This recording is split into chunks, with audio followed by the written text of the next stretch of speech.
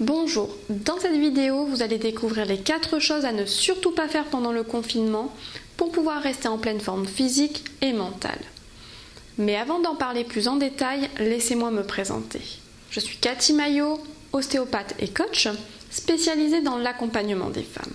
Aujourd'hui, j'aimerais revenir avec vous sur ce contexte particulier dans lequel nous sommes tous plongés depuis plus de 15 jours maintenant, et qui est donc le confinement forcé pour le maintien de la santé.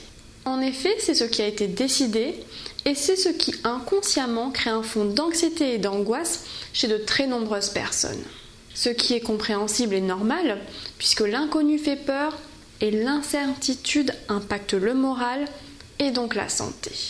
En effet, si vous êtes dans l'inquiétude, si votre cerveau est en questionnement permanent sur le futur, cela va déclencher une alarme au niveau de votre cerveau reptilien, c'est-à-dire la partie de votre cerveau en charge de votre survie.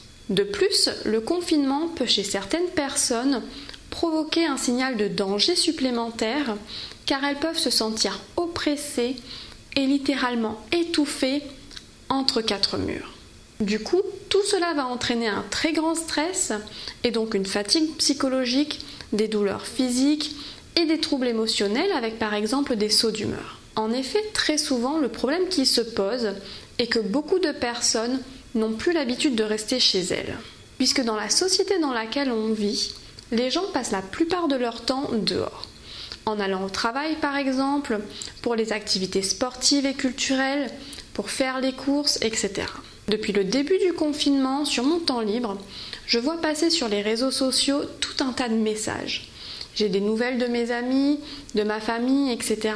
Et je me rends compte malheureusement que la majorité d'entre eux subissent littéralement ce confinement et leur morale en prend un sacré coup. Je vais donc vous expliquer précisément les 4 mauvaises habitudes qu'il ne faut absolument pas prendre puisqu'elles ne favorisent ni un bien-être physique ni un bien-être psychologique. Alors, premièrement, toutes ces personnes se couchent tard et pour certaines très tard. Alors, peut-être que ça a toujours été votre cas, sauf qu'en ce temps de confinement, vous vous couchez tard, mais vous vous réveillez aussi très tard. Ce qui fait que votre horloge interne, c'est-à-dire votre horloge biologique qui gère la production des hormones et donc le bon fonctionnement de votre métabolisme, se dérègle complètement. Et malheureusement, cet endormissement tardif joue donc un rôle sur la régulation de vos hormones du bonheur et du bien-être. Du coup, difficile d'être en pleine forme dans ces conditions si la sérotonine et la dopamine ne sont pas ou peu produites. En effet, n'avez-vous pas remarqué qu'au réveil, vous étiez plus ramollo avec ce nouveau rythme bizarre? N'avez-vous pas remarqué une baisse de motivation et d'enthousiasme? Mais ce n'est pas tout. Comme vous vous couchez tard et que vous vous réveillez tard, vous ne mangez plus à des horaires fixes. Ce qui nous amène donc à la deuxième mauvaise habitude qui concerne l'alimentation. Alors bien évidemment, avec ces horaires décalés, vous allez manger à des heures inhabituelles. Et bien souvent, vous allez vous accorder plus de repas plaisir, à base de sucre par exemple, pour vous remonter le moral. Alors je ne suis pas en train de dire qu'il ne faut pas s'accorder de repas plaisir, parce que oui, ça fait du bien au moral, surtout quand on ne peut pas sortir et qu'on ne sait pas combien de temps cela va durer encore. Mais ces repas plaisir ne doivent pas se transformer en nouvelle habitude et remplacer une alimentation saine. Parce que malheureusement, l'irrégularité dans les horaires de repas et l'augmentation des repas plaisir vont directement impacter le fonctionnement de vos intestins qui eux aussi produisent vos hormones du bien-être. Du coup, si vous mangez n'importe quoi, n'importe quand, ça ne va plus dans votre ventre et cela va ralentir le fonctionnement de votre métabolisme interne. Troisièmement, vous vous ennuyez et donc vous passez votre temps à regarder des films à la télé, sur l'ordinateur ou même vous restez ultra connecté à tous les réseaux sociaux possibles et inimaginables. Sauf que là, c'est votre cerveau qui ne va pas du tout apprécier. Je me souviens de l'un de mes voyages en début d'année. J'avais fait un vol de jour à Réunion-Paris d'une durée d'environ 11 heures. Alors j'avais prévu tout un tas de trucs, de la lecture, quelques petites choses à faire sur l'ordinateur. Mais finalement, je me suis laissée tenter par les films proposés et j'ai fini par regarder entre 6 ou 7 films, je me souviens plus exactement. Résultat des courses à l'arrivée, fatigue oculaire, tension au niveau des cervicales, maux de tête, etc.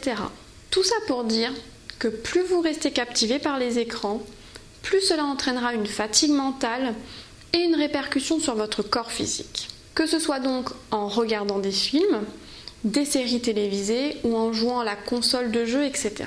Alors, je ne suis pas en train de dire qu'il faut fuir les écrans et ne plus regarder de films.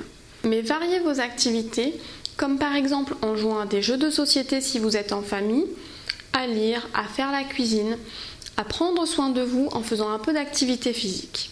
Et ça nous amène directement à la 4e mauvaise habitude qui est l'inactivité. En temps normal, la plupart des gens passent plus de 7h30 assis par jour. Mais en ce temps de confinement, je crois que les stats vont exploser. Parce que vous passez clairement la quasi-totalité de votre temps, soit assise, soit allongée. Du coup, ce manque d'activité a un impact sur votre corps. D'ailleurs, vous avez peut-être déjà commencé à ressentir des tensions dans votre corps, un manque de souplesse, voire même un manque de force. Il est donc important de maintenir une activité, même à la maison, et ce, même si vous êtes en appartement comme moi. Alors motivez-vous à faire au minimum 30 minutes d'activité physique par jour, que ce soit du yoga, du pilates, du renforcement musculaire ou même le ménage qui va solliciter l'ensemble de vos articulations. Bref, qu'importe l'activité, mais sortez du canapé et bougez l'ensemble de votre corps tout en restant chez vous. Alors voilà, nous venons de faire le tour des 4 mauvaises habitudes que font malheureusement la grande majorité des personnes pendant cette période malheureusement inédite. Et ces 4 mauvaises habitudes vont vous fragiliser et vous empêcher d'être en pleine forme physique et mentale pour l'après-confinement. Parce que oui, évidemment, il y aura un après et il faudra reprendre le travail, reprendre la vie là où elle s'était brusquement mise en pause. Donc commencez par réguler de nouveau votre sommeil, améliorer votre alimentation, variez vos divertissements et faites de l'activité physique. Et si vous souhaitez profiter pleinement de ce confinement pour reprendre de nouvelles habitudes et vous régénérer efficacement, n'hésitez pas à cliquer sur le lien en dessous de la vidéo pour découvrir mon atelier vidéo pour pouvoir retrouver votre plein potentiel. À tout de suite.